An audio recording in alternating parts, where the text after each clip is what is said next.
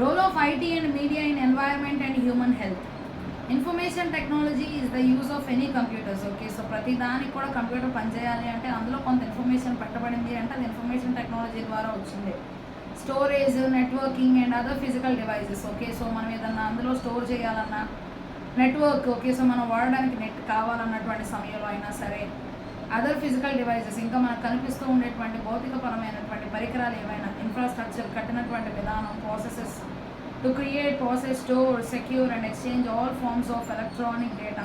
So అన్నిటికీ కూడా మనకి ఇన్ఫర్మేషన్ టెక్నాలజీ చాలా అవసరం అనమాట. సో ఏది ఎక్కడ స్టోర్ చేయాలి, ఏది ఎక్కడ దాయాలి, ఏది ఎలా చేయాలి అంతా కూడా కంప్యూటర్లో దానంతా అదే రాలేదు. కానీ ఈ యొక్క ఎలక్ట్రానిక్ డేటా ద్వారానే, ఆ ఎలక్ట్రానిక్ డేటా ఎక్కడ నుండి వచ్చింది, ఇన్ఫర్మేషన్ టెక్నాలజీ నుండి వచ్చింది. Lot of techniques are used under IT for development and application of computational tools to acquire, store, analyze and visualize satellite data.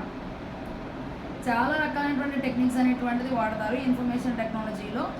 అది అభివృద్ధి చేయడానికి, అప్లై చేయడానికి అనమాట. ఈ కంప్యూటేషనల్ టూల్స్ ఏవైతే ఉన్నాయో అవన్నమాట. సో అవి నేర్చుకోవడానికి, స్టోర్ చేయడానికి, అనలైజ్ చేయడానికి, అందరికి కనిపించేలా చేయడానికి ఈ యొక్క శాటిలైట్ ద్వారా సంపాదించినటువంటి డేటా అంతా కూడా which is used for observation and protection of environment. ఇవన్నీ కూడా చక్కగా మరి వాతావరణం ఎలా ఉంది అని తెలుసుకోవడానికి, అట్లా పరిసర ప్రాంతాలను కాపాడటానికి, due to the development of the internet and information through the satellites as wise database is generated which is the collection of various interrelated articles.